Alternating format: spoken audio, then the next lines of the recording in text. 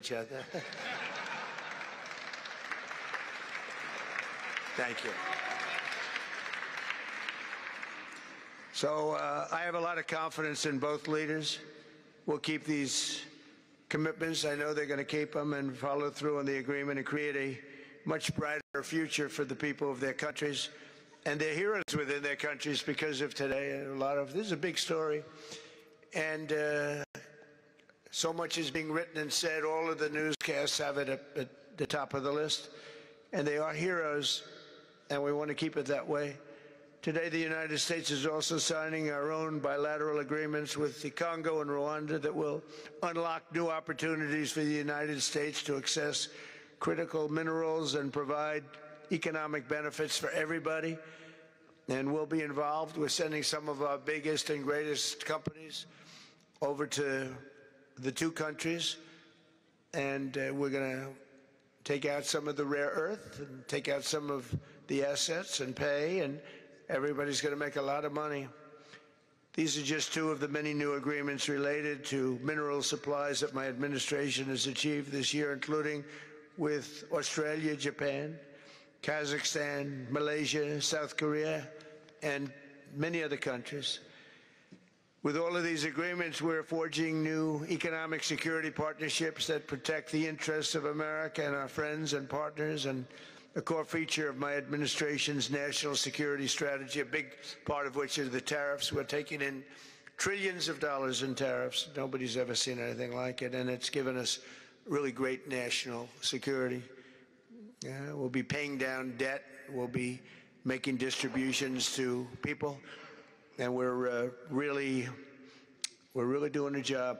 It's amazing. I was with a gentleman, the future king of Saudi Arabia, and you've heard me say this a couple of times, but 2 months ago when I was over there, he said, and actually Qatar is represented today, and UAE is represented, and your leader said the exact same thing, different words, but the exact same thing, that 1 year ago they thought our country was dead, and now our country is the hottest country anywhere in the world. We're the hottest country anywhere in the world. Nobody's ever seen anything like it. We have over $18 trillion, that's just in 10 months, pledged or being invested or pledged to be invested in the United States. Think of that, 18 trillion.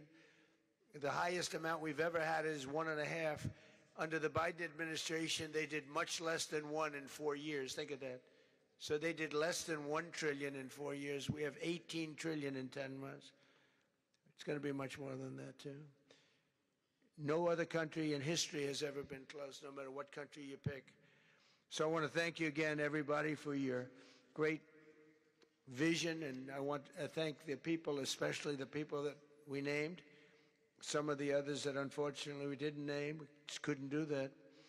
But for your vision and for your courage, because it's made it possible to begin healing old wounds and transcending past differences and creating a future where every child of God can live in dignity, prosperity, and peace. And these are two very good men, and they're two potentially very strong countries. I'd like to now invite President Kagame to come up and say a few words. It's Rwanda.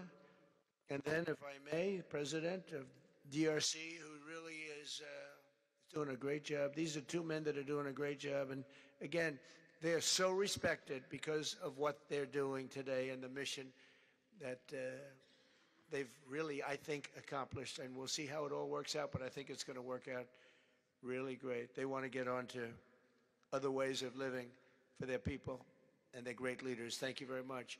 Please, Mr. President, thank you. Thank you very much.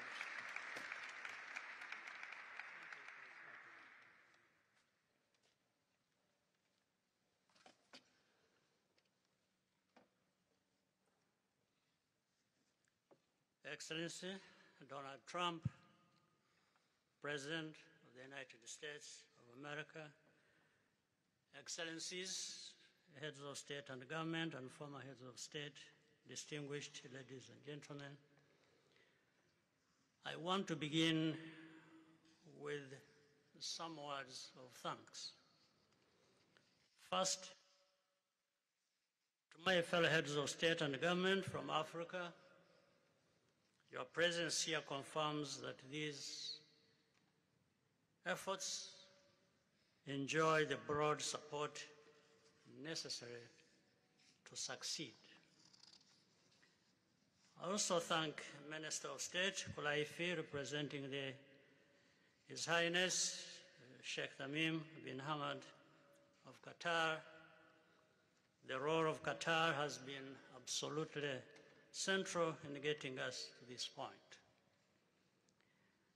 But of course, the biggest vote of thanks goes to President Donald Trump.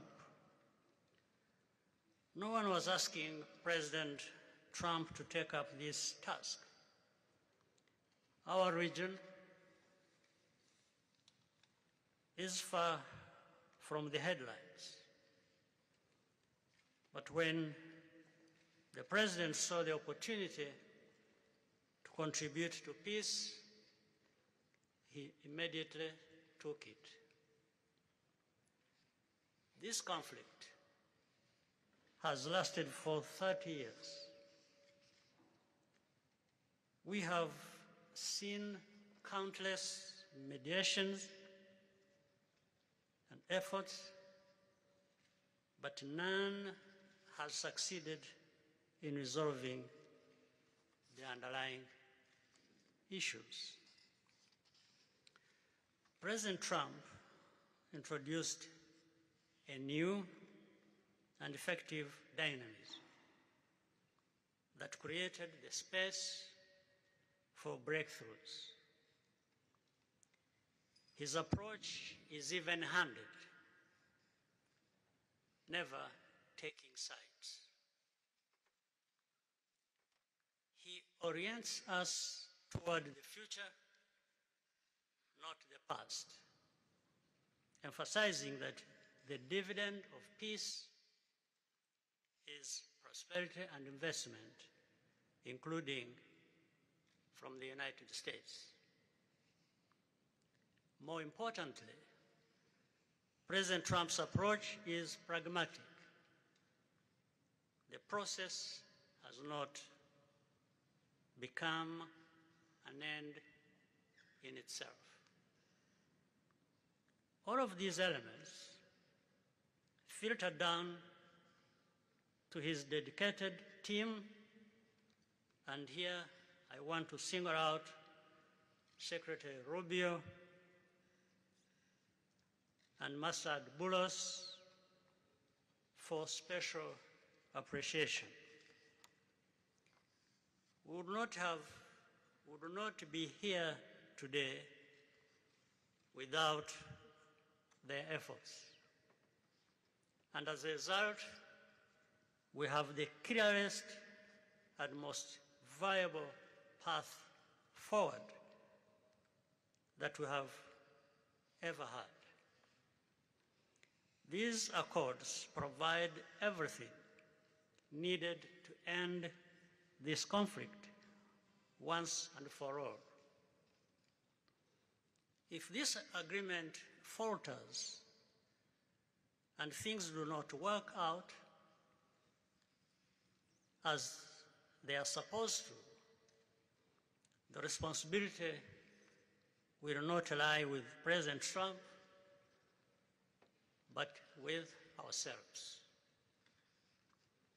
It's up to us in Africa, working with our partners to consolidate and expand this peace.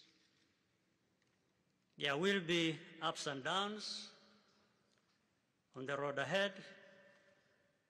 There is no doubt about it.